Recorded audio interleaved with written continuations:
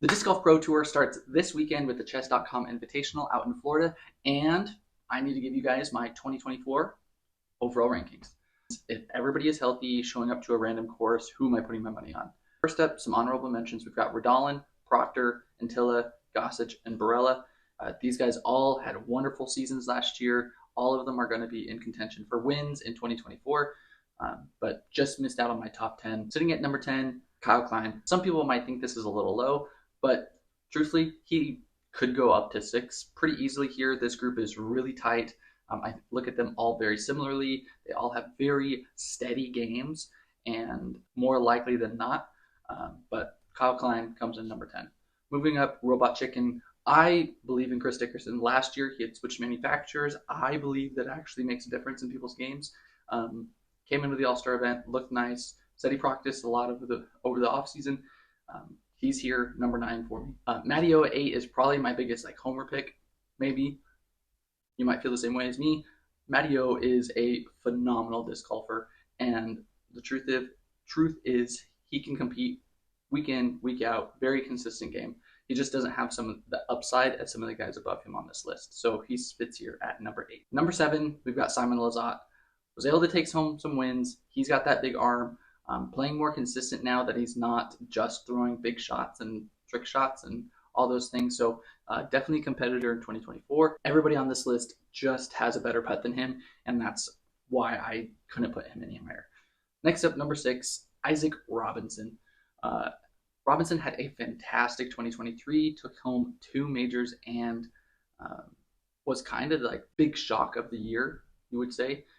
He fits here on 6 for me. He's great across the board, but again, I just think that everybody else above him on this list does one aspect, putting, throwing, scrambling, whatever it is, better than him. And so that's why he comes in here at number 6, even though he performed better than multiple people above him right now. Number 5, we've got Gannon Burr, the young gun.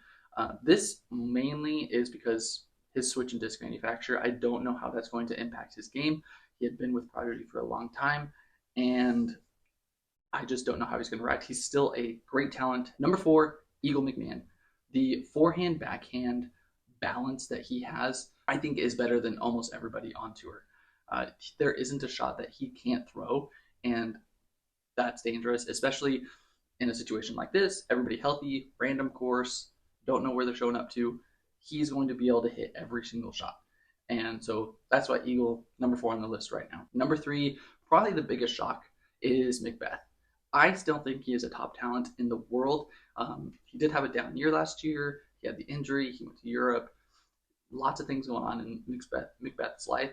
But truthfully, I think he is one of the best players in the game. Every big event he shows up to, he is one of the top guys. And so I still think of him as one of those top 3 best players in the world right now.